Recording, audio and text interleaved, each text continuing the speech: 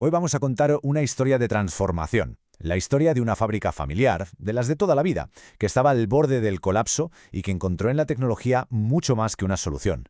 Encontró un futuro. Venga, vamos a ello. Y todo arranca aquí, con esta frase de Carlos Méndez, el director de Friomont, una empresa de ultracongelados. Esto no es una simple queja, ¿eh? Es el grito de desesperación de un negocio familiar que se ve completamente superado. Es, digamos, el kilómetro cero de nuestro relato. Para entender cómo llegaron a la solución, primero tenemos que meternos de lleno en el problema. Friomont era una de esas fábricas que funcionaba con los métodos de siempre, los del pasado, pero en un mundo que, claro, ya había cambiado por completo. Y aquí está la clave de todo, en este contraste. Los pilares que habían hecho grande a la empresa, los que Carlos heredó de su padre, la intuición, la constancia, el trabajo duro, se habían convertido, sin que se dieran cuenta, en un ancla. Ya no servían para los nuevos retos, errores que costaban muchísimo dinero, una falta de visión total y un control que dependía de hacerlo todo a mano. Y claro, esos retos se traducían en problemas muy concretos del día a día, lotes enteros que salían con la etiqueta que no era, un caos monumental en el almacén y un control de calidad que literalmente dependía de la vista cansada de los operarios al final del turno. Y para rematar, la maquinaria tenía más de 10 años, el sistema, estaba a punto de estallar. Pero es justo ahí, en medio de toda esa crisis, cuando de repente salta la chispa. Aparece una oportunidad, un punto de inflexión que lo iba a cambiar absolutamente todo para Carlos y para Friomont.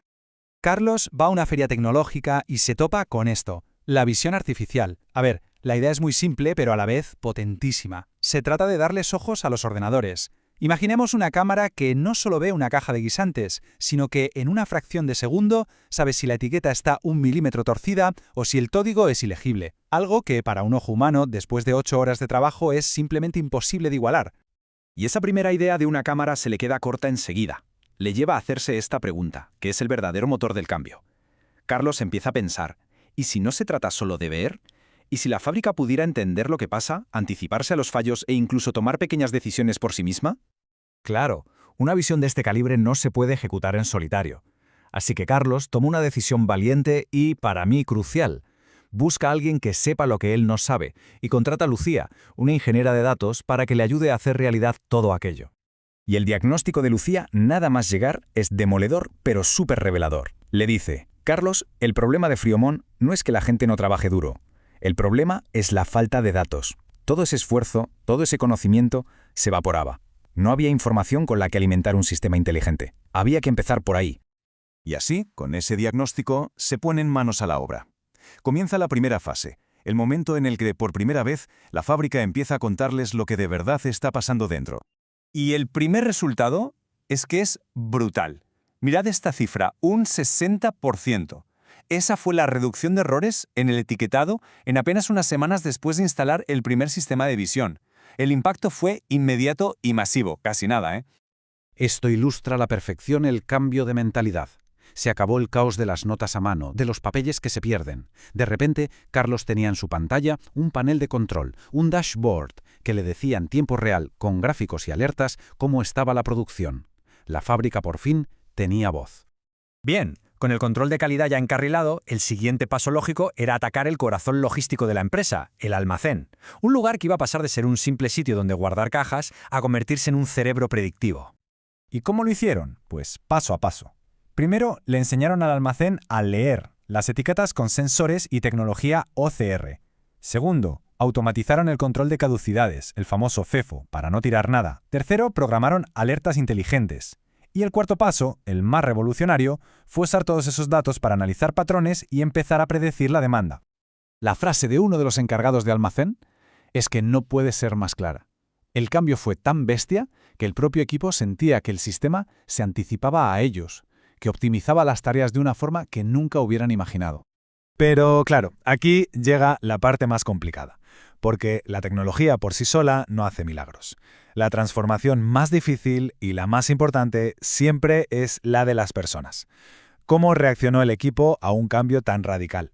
Aquí, el papel de Carlos como líder fue absolutamente clave. Reunió a toda la plantilla y les transmitió este mensaje, directo y tranquilizador.